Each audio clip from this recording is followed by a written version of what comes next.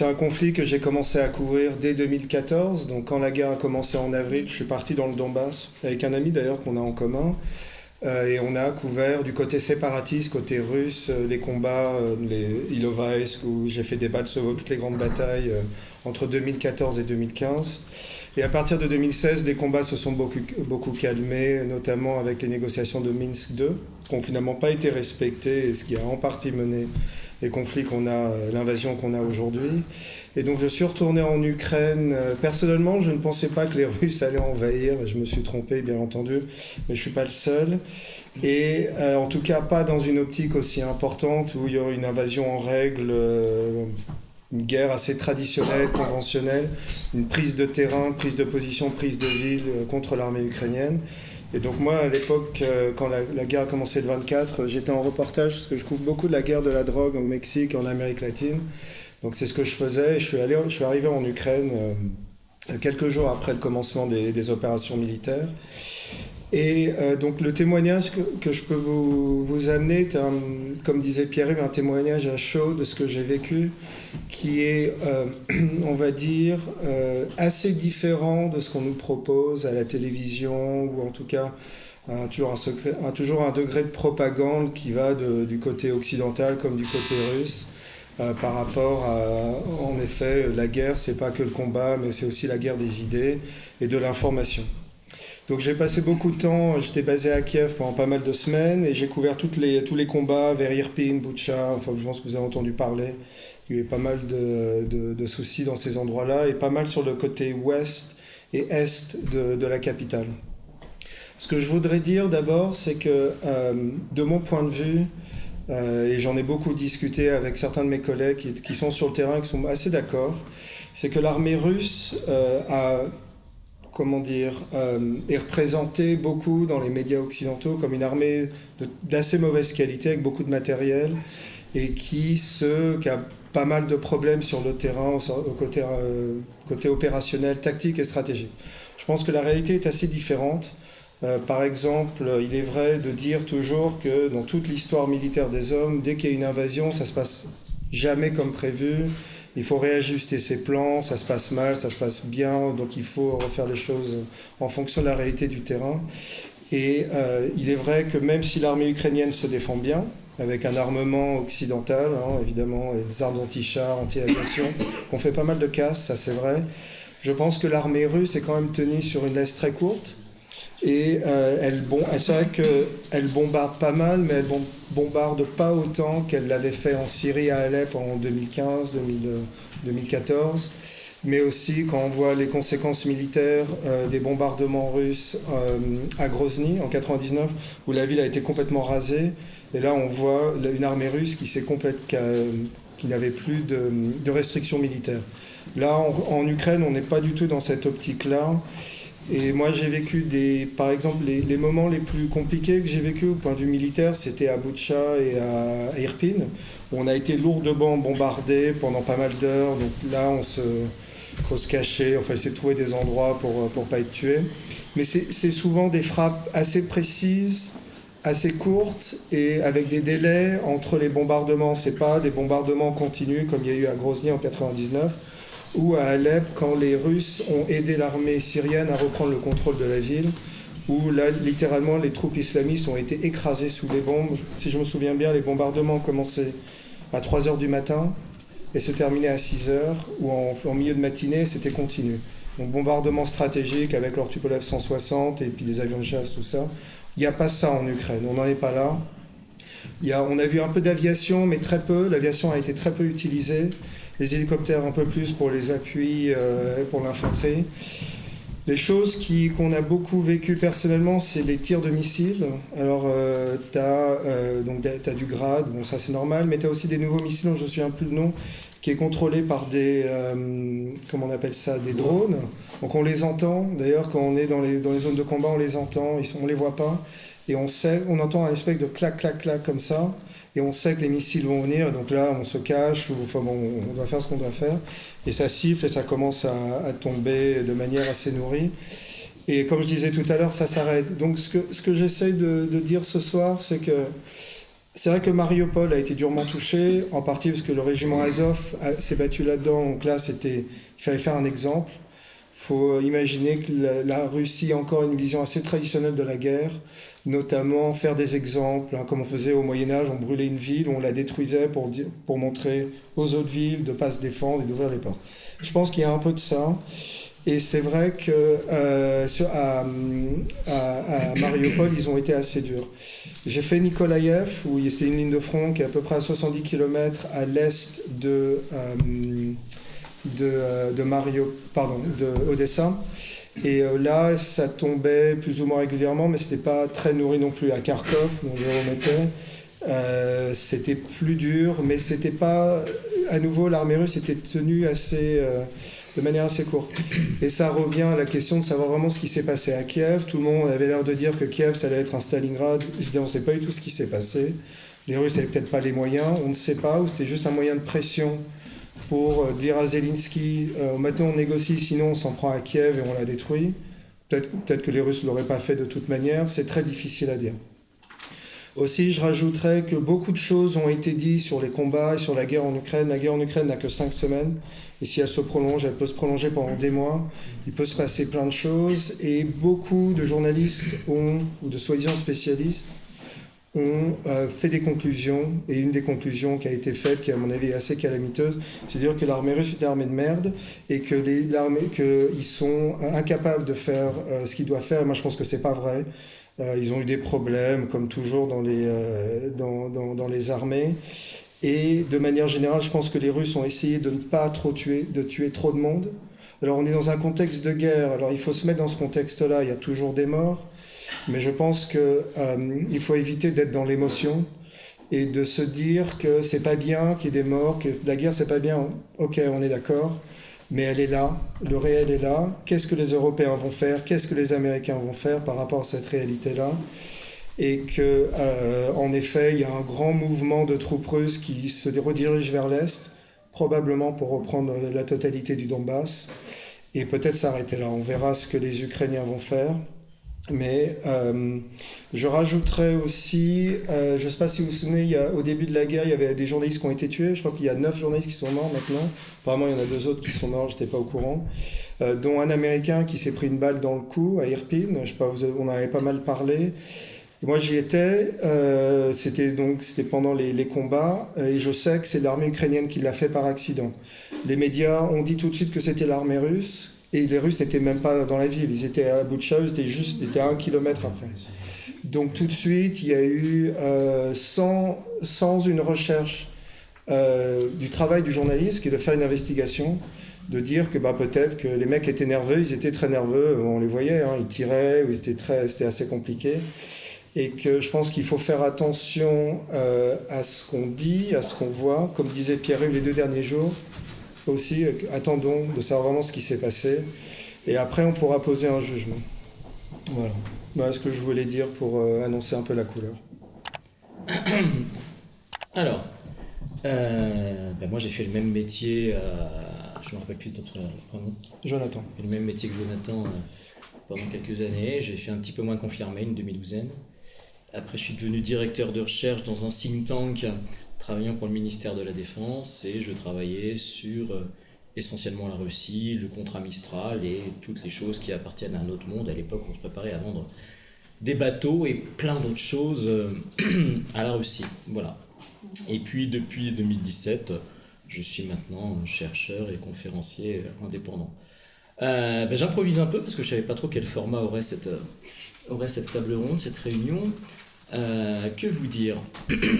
D'abord, je rejoins totalement Jonathan. L'armée russe n'est pas du tout une armée de merde. Elle souffre en revanche très pratiquement de différentes barrières mentales. J'entends par là que, premièrement, on se rend très bien compte, alors on a entendu des tonnes de bêtises sur le fait qu'il y ait plusieurs officiers généraux qui aient été tués au combat, une demi-douzaine je crois, en disant « Oh, le gros des généraux de l'armée russe était mort ». Bon, l'armée russe c'est des centaines, des milliers de généraux. Bon, donc grosso modo, c'est une exagération manifeste. Non, mais en fait, pourquoi ces gens-là s'exposent-ils au feu et pourquoi sont-ils en première ligne? Parce qu'il y a un problème de commandement dans l'armée russe. Très clair, il y a un problème de commandement dans l'armée russe pour une raison très simple. Ça, c'est un legs de l'Union soviétique. C'est le peu d'initiatives qui sont laissées aux échelons des officiers subalternes sur le terrain. Quand j'entends par là le peu d'initiatives, ça ne veut pas dire nécessairement qu'on leur dit vous faites ce qu'on dit, rien d'autre, ne prenez pas d'initiative, mais c'est aussi une autocensure mentale, si j'ose dire. Si vous travaillez avec des entreprises russes, vous vous rendrez compte assez fréquemment que quand vous avez affaire à un cadre et que vous lui demandez de prendre une décision, y compris une décision sur sa business unit, il ne vous répondra pas tout de suite. Il ne vous répondra pas tout de suite parce qu'il va d'abord aller demander l'autorisation, l'assentiment de son supérieur hiérarchique. Ce qui veut dire que non seulement culturellement dans l'armée russe, pendant des années à l'époque de l'Union soviétique, on laissait peu d'initiatives aux cadres, mais alors que maintenant on est prêt à leur en laisser, cette mentalité consistant un tout petit peu, d'ailleurs un peu comme dans l'armée française, à ouvrir le parapluie en étant bien sûr d'exécuter les ordres qui vont bien, eh bien entendu, ça bride les mouvements et ça ralentit la manœuvre. Autre chose qui ralentit la manœuvre terrestre, c'est l'absence d'un corps de sous-officiers professionnels. Dans l'armée française, dans l'armée britannique, dans l'armée américaine, dans les armées occidentales, vous avez depuis toujours un corps de sous-officiers professionnels qui sont des gens qui, pour la plupart, sortent du rang, qui ont une grande expérience du combat, qui ont été formés, et comme on dit dans l'armée française, les officiers dirigent la guerre et les sous-officiers dirigent la bataille. Il faut savoir que dans l'armée russe, la recréation d'un corps de sous-officiers qui avait existé autrefois, et notamment pendant la Seconde Guerre mondiale, ça remonte à 12 ans. Donc c'est un échelon de commandement qui manque et qui met de l'huile dans les rouages sur le terrain. Dernière chose qu'il faut savoir aussi sur l'armée de terre, c'est que l'armée de terre n'est pas pourrie, mais l'armée de terre, contrairement à l'armée de terre française, à l'armée de terre britannique, à l'armée de terre américaine, est très généralement pas une armée, comme on dit dans le jargon, combat proven. Ce que je veux dire par là, c'est que compte tenu du taux de rotation des unités françaises au Mali, en Afghanistan, aujourd'hui, la plupart des soldats français ont eu une ou plusieurs expériences du combat en Afghanistan et au Mali. L'armée de terre russe est dans une position différente. J'entends par là que dans les conflits précédents, Tchétchénie et Géorgie, ceux qui sont allés au feu en première ligne et qui ont fini par l'emporter, c'était les forces spéciales, ce qu'on appelle les Spetsnaz, et les VDV, c'est-à-dire les parachutistes, les troupes de choc. Et on est un peu dans une position similaire à celle de l'armée française dans les années 80 et 90, avant la professionnalisation et avant ces conflits d'Afghanistan et du Mali, à savoir qu'on envoyait toujours sur le terrain au feu les mêmes unités, les paras, la Légion, et que grosso modo, si vous preniez le reste de l'armée de terre, les régiments de cavalerie lourde, les régiments de cavalerie légère, les chasseurs alpins, ces gens-là ne partaient jamais au feu. D'ailleurs, les paras et la Légion avaient l'habitude de les traiter de métro, c'est-à-dire les mecs qui sortaient jamais de métropole et qui avaient jamais tiré des balles sur autre chose qu'un lapin. Bien. Bien, dans l'armée russe, alors la situation, comme je vous le disais à l'instant, a changé dans l'armée de terre française, puisque tout le monde a plus ou moins une expérience du combat. Dans l'armée russe, qui est allé au feu en Syrie? Les VDV, les Spetsnaz. Les grandes unités blindées, les grandes unités d'artillerie, les grandes unités de défense solaire, les grandes unités logistiques aussi, qui opèrent actuellement en Ukraine, la plupart d'entre eux n'avaient jamais tiré un coup de feu sur une personne, ni jamais été au feu. Il faut se rappeler aussi d'une chose, c'est que on est dans un conflit entre deux adversaires qui ont une puissance de feu et une connaissance du combat comme on n'en a jamais vu depuis 1945. On est entre deux armées européennes. Alors ne croyez pas que je fais du racisme facile, mais enfin, c'est quand même en termes militaires ce qui se fait de mieux, hein, à part quelques forces armées dans le monde qui sont à peu près sur le même modèle, enfin, en termes de valeur. Mais puissance de feu, savoir-faire, entraînement, détermination, on est dans des conflits comme il n'y en a pas eu depuis 1945. En ce qui concerne l'armée française, la dernière fois, par exemple, que nous avons été confrontés à un conflit de haute intensité, c'est 1954, Dien Bien Phu. Depuis 1954, Dien Bien Phu, on a fait la guerre en Algérie contre des félagas, on a fait la guerre au Tchad, on a fait la guerre au Mali, on a fait la guerre en Afghanistan, on a fait de la contre-insurrection et de la contre-guérilla. On n'a absolument pas fait ce qu'on appelle un conflit de haute intensité comme il a existé pendant la Seconde Guerre mondiale. Et pour les Russes, c'est rigoureusement pareil. Parce que leur expérience du feu depuis 1945, c'est quoi? C'est l'Afghanistan, c'est la Tchétchénie, c'est la Géorgie. Or, eh bien, les opposants, aussi valeureux soient-ils, n'avaient pas la même puissance de feu, la même qualité d'entraînement, la même maîtrise technique que ce qu'ils rencontrent aujourd'hui en Ukraine. Donc l'armée russe aussi fait son apprentissage, son réapprentissage du conflit de haute intensité, du combat de haute intensité. Nécessairement, ça implique une phase d'adaptation. On ne combat pas contre des gens qui ont des missiles Javelin, qui ont des blindés, qui ont des missiles solaires, qui sont très très bien renseignés, parce que ce que disait pas Jonathan tout à l'heure, mais qui va sans dire, c'est que les services de renseignement occidentaux, les capacités satellitaires occidentales fonctionnent à plein pour l'armée ukrainienne. Et que ces gens sont remarquablement informés sur le moindre mouvement de troupes russes. Ça, les Russes n'ont pas été confrontés à ça en Afghanistan, ils n'ont pas été confrontés à ça en Géorgie, ils n'ont pas été confrontés à ça en Tchétchénie. Et puis, il ne faut pas se leurrer, c'est un secret de polichinelle. Il est bien évident qu'on a des gens là-bas. Il est bien évident qu'on a des gens des services action, qu'on a des gens vraisemblablement du Special Air Service britannique, qu'on a vraisemblablement des gens du service action de la DGSE, qu'on a des conseillers militaires qui peuvent diriger et appuyer la manœuvre. Autre chose qu'il faut comprendre en ce qui concerne les mécomptes de l'armée russe en Ukraine, c'est que malgré tout, ce n'est pas une armée de merde, mais au sein des différentes composantes de l'armée russe, c'est-à-dire les forces stratégiques, donc les missiles stratégiques basés au sol, l'armée de l'air, les forces de défense aérienne, les parachutistes, la flotte de combat et l'armée de terre, de ces 6 grandes branches des forces armées russes, celle qui a été le moins modernisée, c'est l'armée de terre. Pourquoi? Pour une raison simple, c'est que les Russes ont été totalement traumatisés par l'opération Tempête du désert.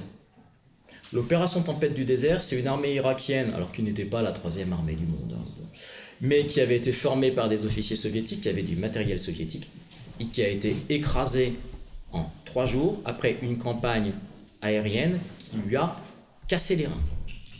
Les Russes avaient déjà une vision de la puissance aérienne des Occidentaux extrêmement angoissée, parce qu'ils se rendaient bien compte que, grosso modo, les Occidentaux ont cassé les reins de l'Allemagne nazie sur le front de l'Ouest, essentiellement grâce à leur aviation. Et guerre du Golfe 91, Kosovo 99, 78 jours de frappe non-stop. Pour les Russes, c'est les Occidentaux gagnent les guerres parce qu'ils ont la supériorité aérienne. Que devons-nous moderniser en premier pour nous mettre à l'abri éventuellement d'une menace occidentale? 1. Logique, la triade stratégique, donc les forces nucléaires. 2. Les forces de défense anti-aériennes, c'est-à-dire que tout ce qui est S-300, S-400, des matériels dont vous entendez régulièrement parler dans la presse, sont destinés à maintenir les aviations occidentales à distance. Et puis des unités de l'armée de l'air qui sont en modernisation depuis maintenant. En fait, la modernisation de l'armée russe a commencé en 2008. Donc on en est à 14 ans de modernisation. Mais les 3 grandes composantes qui ont bénéficié d'une vraie modernisation, force nucléaire, premièrement, défense solaire, donc vraiment ce qui est strictement défensif. Armée de l'air avec entrée en service de nouveaux avions de combat, mais c'est pas parce que vous avez un super avion de combat qui va pouvoir donner le meilleur potentiel s'il n'a pas le meilleur armement. Or, les Russes ont un nombre d'armes guidées guidés par laser ou guidés par GLONASS. GLONASS, c'est l'équivalent russe du GPS, relativement limités. De même que ces armes hypersoniques dont on parle, on dit « Oh là là, c'est un game changer ». Oui, effectivement, elles sont ininterceptables. Mais imaginons que les Russes, il y a un affrontement avec l'OTAN, évidemment ça n'arrivera pas, mais qu'il y a un affrontement avec l'OTAN, si les Russes ont 100, 200, 300 missiles hypersoniques, Kinjal, Zircon ou autres, qui peuvent envoyer sur les flottes occidentales ou sur les unités occidentales, en face, ce qu'on a nous, c'est des milliers de missiles de croisière, qui sont extrêmement difficiles à intercepter aussi. Et en fait, si la qualité, ce qui est quelque chose d'inédit dans l'histoire, si la qualité est côté russe, la quantité est côté occidental. D'accord? Et donc on peut parfaitement saturer leur défense avec notre arme. Donc cette aviation qui intervient très peu sur le champ de bataille, pourquoi intervient-elle très peu? Pour une raison très simple, c'est qu'on n'est pas en Syrie, c'est qu'on n'est pas à Grozny, que le discours de l'armée russe, c'est nous sommes là pour dénazifier, démilitariser, libérer le Donbass. Or, il se trouve que l'Ukraine, c'est quoi? Pour les Russes, alors je peux faire hurler certaines personnes, mais pour les Russes, les Ukrainiens, c'est un peuple frère. Vous avez des millions d'Ukrainiens qui vivent en Russie.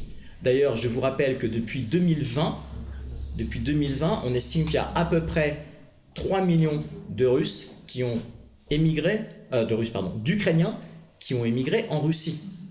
Et quand on vous parle des couloirs humanitaires qui conduisent vers la Biélorussie ou vers la Russie, ce n'est pas nécessairement du foutage de gueule, pardonnez-moi l'expression, de la part des autorités russes. D'abord, soyons pratiques, quand vous allez vers la Biélorussie et vers la Russie, vous allez vers des zones qui ne sont pas des zones de belligérance. Si vous allez vers l'intérieur de l'Ukraine et que vous sortez de Kiev pour vous retrouver à Lviv, vous risquez quand même de vous prendre quelques missiles de croisière sur la figure. Bien. Par ailleurs, les Ukrainiens, pour un certain nombre d'entre eux, notamment pour les russophones, enfin en Ukraine, même les Ukrainiens comprennent parfaitement russe, même les ukrainophones comprennent parfaitement russe, mais pour une bonne partie des Ukrainiens, où est-ce qu'ils ont de la famille qui peut les accueillir, qui peut leur trouver du travail, qui peut leur trouver du travail dans une langue qu'ils maîtrisent, avec des diplômes qui sont reconnus? C'est pas dans l'Union européenne, c'est en Russie. Et pour les Russes, frapper les Ukrainiens, c'est frapper des cousins. Les familles mixtes en Russie, le père russe, la mère ukrainienne ou l'inverse, enfin, je dirais pas que c'est la norme, mais c'est extrêmement fréquent. Donc, bien entendu, l'armée russe ne peut pas bombarder Kharkov. Bien entendu, l'armée russe ne peut pas bombarder Zaporozhye. L'armée russe ne peut pas bombarder Kiev, comme elle a bombardé Grozny, ou comme elle a bombardé Alep. Parce que là, ce qu'il y a sous les bombes, c'est des cousins, c'est la famille. Ce qui explique aussi la lenteur des opérations. Ben oui, par définition, quand vous en avez rien à foutre de faire de la casse et que vous n'êtes pas obligé de retenir votre feu, allez, on y va. Hein. Alors, on n'a pas de bombe, on n'a pas d'arme intelligente, on n'a pas d'arme guidée, bon, on y va à la bombe classique. Et puis après, on met un petit coup de thermobarique là-dessus. Hein. On balance du 300 mm, on balance du 220 mm, et puis une fois que le quartier est rasé, ben on avance. Ça, c'est ce que les Russes ont fait en Tchétchénie. Ah oui, sauf qu'en Ukraine, ce mode opératoire, il ne peut pas fonctionner. Vous ne pouvez pas frapper sans discernement. D'accord? Ce qui explique la lenteur des opérations. Maintenant, je pense aussi qu'il y a eu une erreur manifeste du haut commandement russe, dont la manière dont les opérations ont été conduites. Alors si vous écoutez Shoigu, le ministre de la Défense russe, il a pris la parole il y a 5 jours ou une semaine, je ne sais plus, pour expliquer qu'en fait, on allait retirer des troupes de Kiev. Alors vous le savez, c'est soi-disant une mesure de confiance pour faciliter les négociations. Et en fait, bon, bien entendu, ces troupes elles vont partir vers l'Est, elles vont partir vers le Donbass, et elles vont servir dans un second temps. Hein. Mais de là à dire c'était une diversion, hein, c'était juste une diversion, elle est grosse la diversion. C'est-à-dire quand on veut faire une diversion, mettre la pression sur Kiev, sachant que Kiev est renseigné directement par les Occidentaux, vous maintenez un certain nombre d'unités blindées au nord de la frontière d'accord, avec la Biélorussie, ça suffit pour qu'un certain nombre d'unités ukrainiennes restent devant Kiev. Il n'y avait pas nécessairement besoin d'avancer. Il suffisait de maintenir une masse de main-d'œuvre imposante au nord, 140 nécessairement dans les combats, et puis vous immobilisiez un certain nombre d'unités ukrainiennes. L'assaut aéroporté qu'il y a eu sur l'aéroport de Gostomel, c'est du moyen lourd. C'est des centaines d'hélicoptères. C'est des milliers d'hommes. C'est un peu gros pour une diversion quand même. Donc je pense très honnêtement que le plan russe était de taper, enfin d'avancer le plus vite possible au sud, d'accord, dans une région où vous avez un grand nombre de russophones et qui a manifesté un attachement à la coopération avec la Russie. Je n'ai pas dit à la Russie, hein.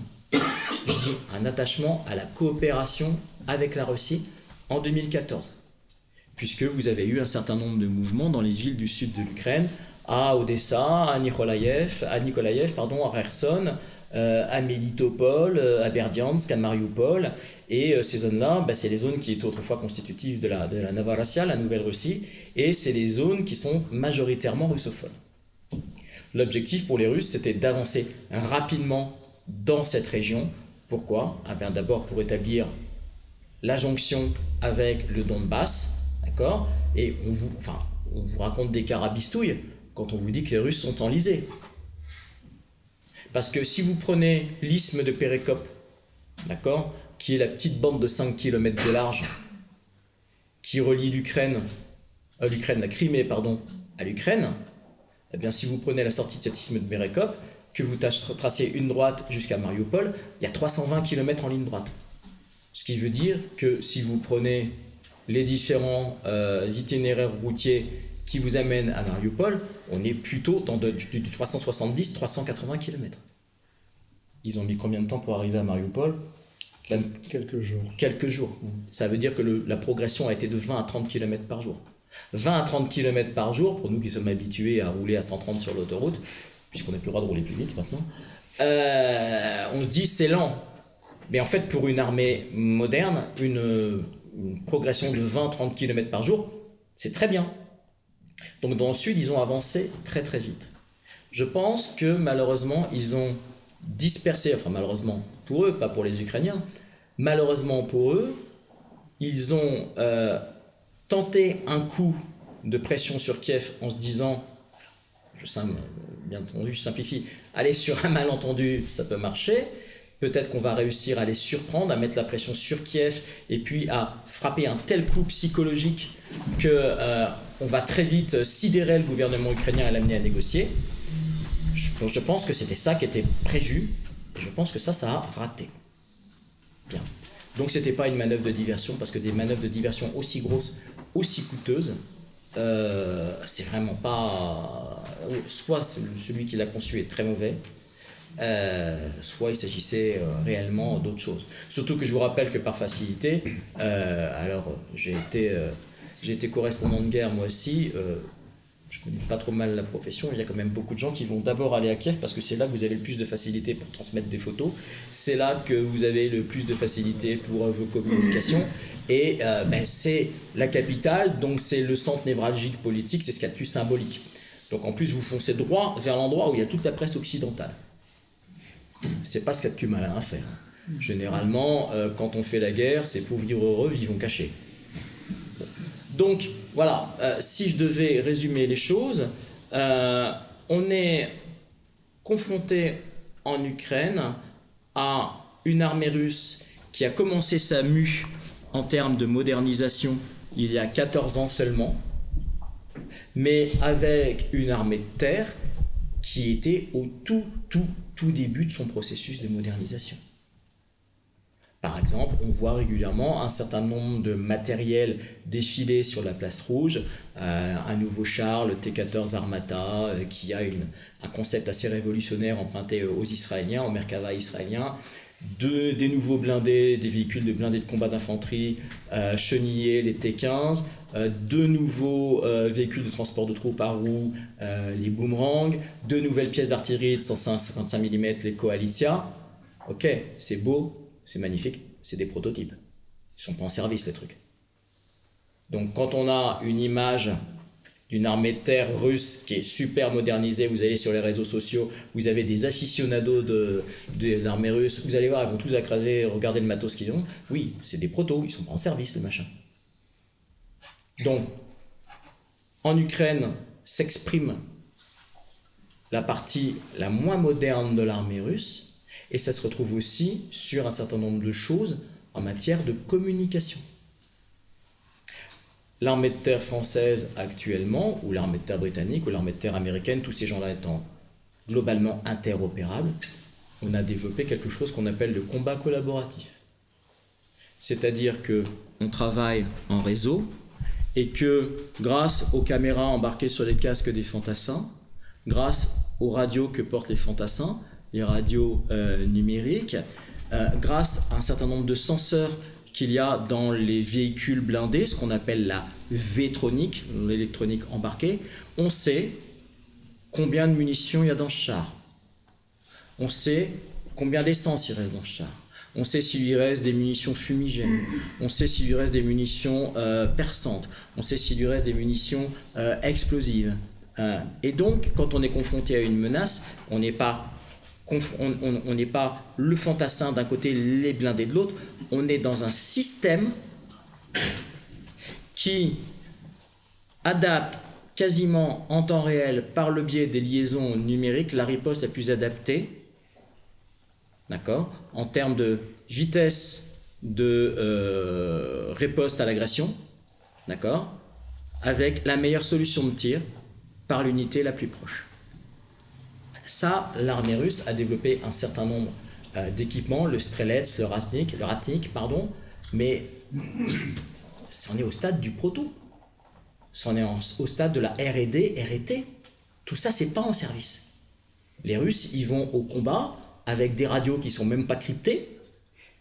Contrairement à nous, j'avais rencontré un officier russe qui maintenant est devenu journaliste, qui s'appelle Lavrov. Je ne pense pas qu'il y ait bien de parenté avec le ministre des Affaires étrangères, et qui était un vétéran de la Géorgie, et qui disait notre C4 ICR, notre C4 ICR c'est un terme, c'est un acronyme un peu compliqué pour expliquer tout ce qui permet les communications, le contrôle et la coordination des forces, voilà, et puis le renseignement, bon bref. Il disait notre C4 ICR, nous c'est quand on colle 3 téléphones portables ensemble. Voilà. Quand on scotche 3 téléphones portables ensemble, on a quelque chose qui fonctionne. Il se foutait de la gueule de sa propre armée. Malheureusement, ça n'a pas beaucoup changé depuis pour eux. Ce qui explique qu'ils aient été confrontés assez régulièrement à des problèmes de coordination par rapport à certaines agglomérations, simplement d'un pâté de maison à un autre pâté de maison aussi. Voilà. Donc, j'espère que je n'ai pas été trop long. On est dans un cas de figure qui n'est pas du tout aussi caricatural qu'on veut bien le croire. L'armée russe n'est en aucun cas une menace pour l'OTAN, parce que si elle a des problèmes déjà avec l'armée ukrainienne, alors je vous laisse imaginer ce que ce serait par rapport à des armées occidentales. Pour autant, l'armée russe, et cette guerre, comme le disait Jonathan, peut encore durer des mois, l'armée russe, sortie, je dirais, de cette première phase d'opération où elle a refait son apprentissage et où elle a payé au prix cher certaines erreurs tactiques, certaines erreurs stratégiques aussi, l'armée russe devrait normalement l'emporter. Ce qui veut dire que, du point de vue diplomatique, quand il va falloir revenir à la table des négociations, nous devrions avoir normalement une Russie qui est sur le terrain en position de force. Et je crois que j'ai à peu près fini. Je rajouterais juste une chose pour terminer, puis je pense que c'est... En 2020, je suis allé couvrir la guerre au Karabakh. J'ai fait tout le conflit qui avait duré 44 jours, côté arménien. Et pour revenir à ce que tu disais sur le fait qu'en effet l'armée de terre a beaucoup de lacunes techniques, ce qui est très vrai, quand on compare à une armée beaucoup plus petite mais beaucoup plus performante au niveau technique, était l'armée de l'Azerbaïdjan, qui a fait par exemple des utilisations de drones absolument massives, donc des drones suicides, des drones d'attaque et de reconnaissance, qui a en gros plus ou moins remplacé leur aviation traditionnelle. Il y avait des F-16, il y avait des pilotes turcs et d'Azerbaïdjan, mais les Azéris, très intelligemment, utilisent cette technologie, ont ouvert une fenêtre vers ce que va être la guerre du futur. On le savait, mais là, ça a été mis de point de vue purement dans la pratique. Les Russes n'ont pas fait ça en Ukraine, peut-être qu'ils le feront, je ne sais pas. Mais le gouvernement azéri a investi des milliards, je crois que c'était 2-3 milliards par an, je ne sais plus exactement. L'Arménie, c'est 300 millions par an, pas du tout dans les mêmes ordres de grandeur. L'armée arménienne était à poil. Ils se sont fait absolument laminer très rapidement. Toutes les positions défensives ont été détruites les unes après les autres. Sans pouvoir rien faire, ils se détruisaient un drone une fois de temps en temps, mais ils en avaient tellement en face qu'ils pouvaient tout détruire de nuit, de jour. Ils avaient des caméras infrarouges, ils voyaient les soldats arméniens qui se cachaient dans les bois et tout, ils se faisaient allumer les uns après les autres. Ils ne pouvaient pas se cacher. Les Russes n'ont pas ça. Et ils utilisent en tout cas très peu, et enfin moi en tout cas on n'en a pas vu. Et je pense qu'en effet c'est une autre lacune qui est très importante pour la guerre du futur. C'est vrai. Alors pour compléter, même chose que pour le T-15, le T-14, le Boomerang, le Coalition, les Russes ont ça à l'état de proto. C'est-à-dire qu'en fait on est dans une armée qui est en phase de modernisation, mais dont les nouveaux matériels ne sont pas encore opérationnels. Par exemple, vous allez sur un certain nombre de réseaux sociaux, vous voyez le S-70, le Sukhoi S-70 Rotnik, qui est un drone de combat lourd, très impressionnant. Il ne sera pas opérationnel avant sans doute 2024-2025. Les drones de combat de type MAL, moyenne altitude, longue endurance, l'armée russe n'en a quasiment pas. L'armée russe, en fait, l'ère des drones, je vous rappelle que les drones, en Occident, on en parle beaucoup depuis quelques années, mais les premiers drones en Occident, c'est la guerre du Vietnam. On emploie nos premiers drones au moment de la guerre du Vietnam. Les Russes ont été obligés d'acheter des Héron TP sur étagère aux Israéliens parce qu'ils n'arrivaient pas à faire des drones eux-mêmes. Et puis, ils ont développé des technos depuis une dizaine d'années, mais ils ont un retard considérable à rattraper. Et comme on le dit régulièrement dans le jargon militaire, il faut être capable de voir ce qu'il y a de l'autre côté de la colline, d'accord, pour pas être surpris, pour savoir comment aborder l'adversaire. Les Russes ont quelques petits drones, notamment dans les forces spéciales, c'est pour ça que les forces spéciales font un bien meilleur travail, qui permettent d'aller voir ce qu'il y a de l'autre côté du pâté de maison, ce qui permettent d'aller voir ce qu'il y a de l'autre côté de la rivière, ce qui permet d'aller voir ce qu'il y a de l'autre côté de la colline. Mais ces petits drones qui ne sont pas en grande quantité, ce n'est pas des drones qui frappent au sol. Ce n'est pas des drones comme les prédateurs américains qui vont vous tourner 24 heures autour d'une cible en totale autonomie avec des missiles Hellfire. Et puis, comme le disait Jonathan tout à l'heure, eh bien 2 jours comme de nuit, tiens, caméra thermique, oh il y a des gus là, poum, ça part tout seul. Ça, les Russes, ils n'ont pas. Et si les Azéris avaient ça, c'est parce que les Israéliens et les Américains leur ont vendu. Les Russes, dans cette affaire, sont au tout début de la construction de ce type de capacité. Donc, il ne faut pas s'imaginer qu'on affronte en Ukraine une armée high-tech. L'armée high-tech russe, elle existera dans 10 ans. Aujourd'hui, elle n'existe pas. Chers camarades, si tu veux plus de contenu, de réinformation, d'éducation populaire et de formation intellectuelle, n'hésite pas à faire un don sur notre page Tipeee.